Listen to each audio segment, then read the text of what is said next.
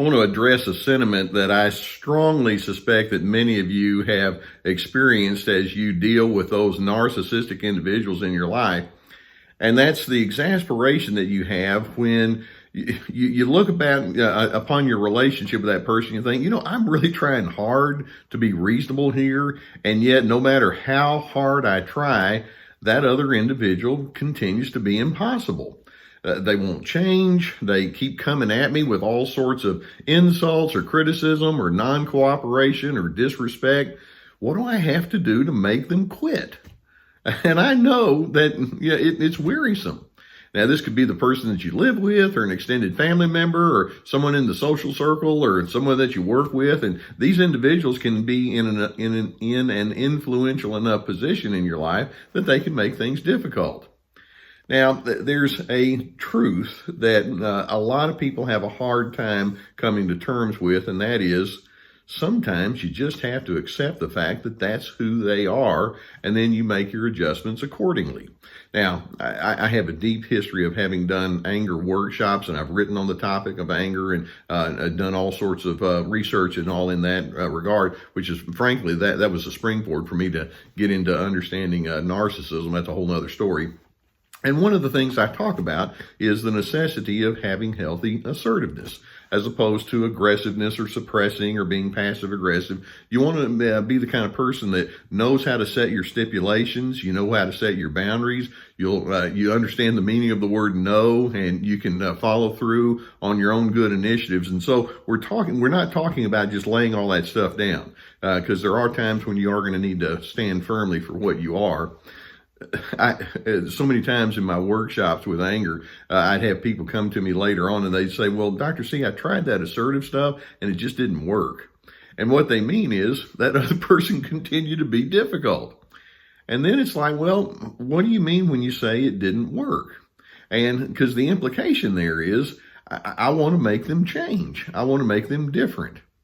And so there's where I go back and say, sometimes the smartest thing that you can do is to accept the fact that's the way they are. No amount of good persuasion or arguing or cajoling is going to make them any different than what they already are. Now, what do I do?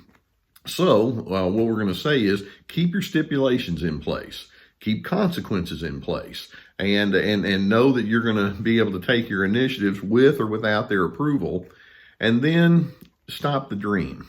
And when I say that, stop dreaming that maybe one day they're going to see the light. Now, it could be on some rare occasions that narcissistic person, and usually it's after a huge crisis, may see the light and say, I know I've been difficult and I need to do something better.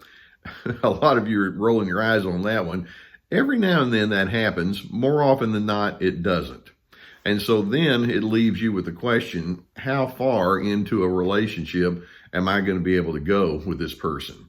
And it does illustrate that you have to keep your interactions with them as minimal as possible. If you do have to engage with them, don't do so with the idea that there's going to be a really good relationship going along with it. Just keep it functional and just do what you have to do. And then you have to decide, do I need to move on and go to some place that would be different where people can appreciate me? And sometimes you have to do that.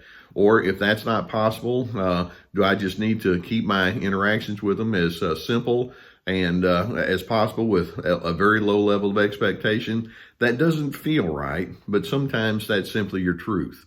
And so rather than thinking, I need to come up with a strategy so I can make that person act nice, what we're going to say is, I need to come up with a strategy so that I can maintain my sense of well-being with or without that person's concurrence.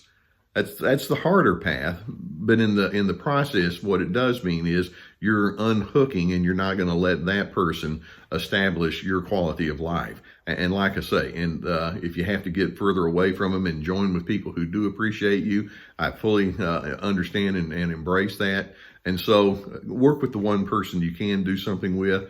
That narcissist, they're not going to be impressed even with your good efforts. Kind of sad, isn't it?